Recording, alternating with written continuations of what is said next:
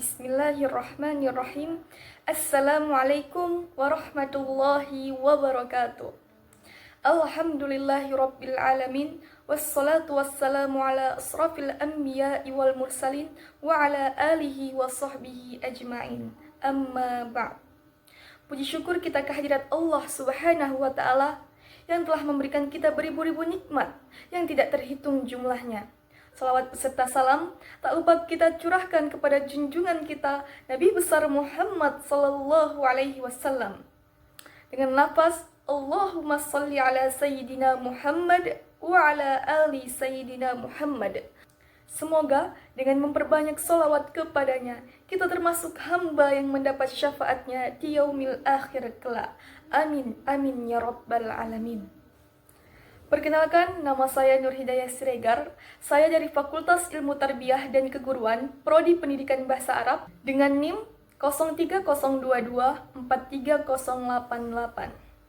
Dalam video ini, saya akan mempresentasikan tugas video dari mata kuliah Pendidikan Kewarganegaraan dengan judul Metode-Metode Filsafat. Yang pertama, apa sih metode filsafat itu?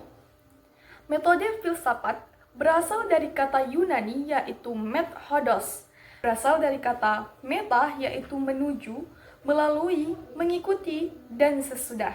Sedangkan kata kedua yaitu hodos yang artinya jalan, perjalanan, cara, dan arah.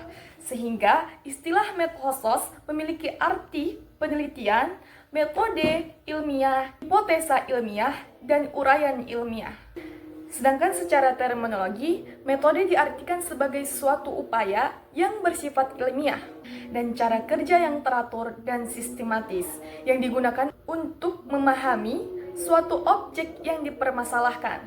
Yang kedua, pembahasannya yaitu metode filsafat kritis. Yang pertama, ada Sokrates. Metode Sokrates dikenal dengan metode dialogis yang bertujuan menguji pengetahuan melalui tanya jawab. Metode ini bertujuan untuk menemukan kebenaran objektif, sebab bagi Sokrates filsafat adalah suatu upaya untuk mencapai kebajikan.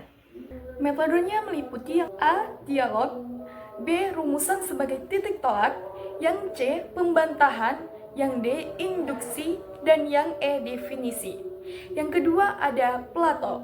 Plato memusatkan perhatiannya pada bidang yang amat luas, yaitu mencakup seluruh ilmu pengetahuan. Metodenya meliputi A. Dialog, B. Hipotes, dan C. Definisi. Yang C ada metode filsafat skolastik. Yang pertama ada Thomas Aquinas. Filsafat skolastik dikembangkan oleh sekolah-sekolah biara dan keuskupan, di mana Thomas Aquinas, seorang filsuf, dikenal sebagai imam Katolik dan biarawan.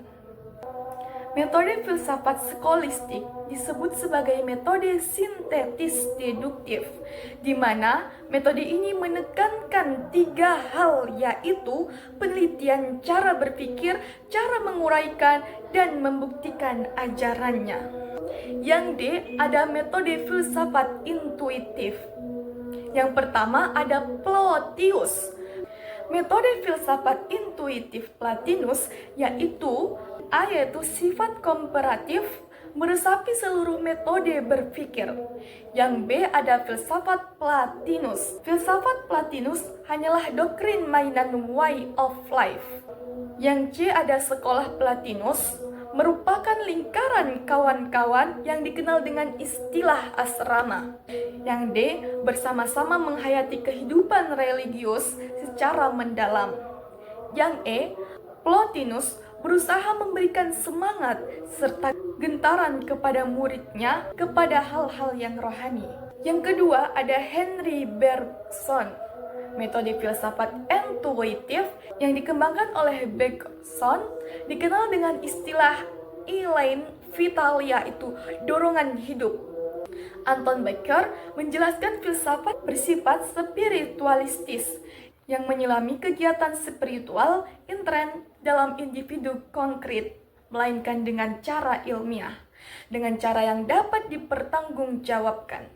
Yang ada metode filsafat skeptis, yaitu metode filsafat yang meragukan segala sesuatu, merupakan asas berpikir yang menjadi tolak ukur dalam dunia filsafat.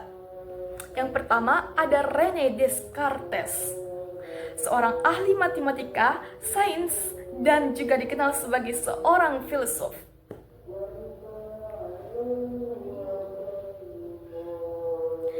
Filsafat skeptis mengajarkan bahwa untuk memastikan sesuatu yang ada atau benar-benar ada bukan dilalui dengan hayalan, melainkan segala sesuatu tersebut harus dilaksanakan terlebih dahulu. Kebenaran yang selama ini diterima sebagai kebenaran haruslah diragukan kebenarannya.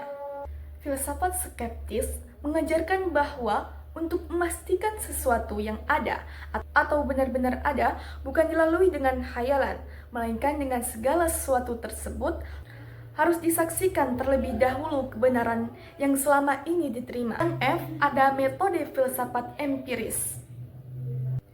Metode filsafat empiris menyajikan bahwa pengalaman yang merupakan sumber kebenaran. Yang pertama ada David Hume.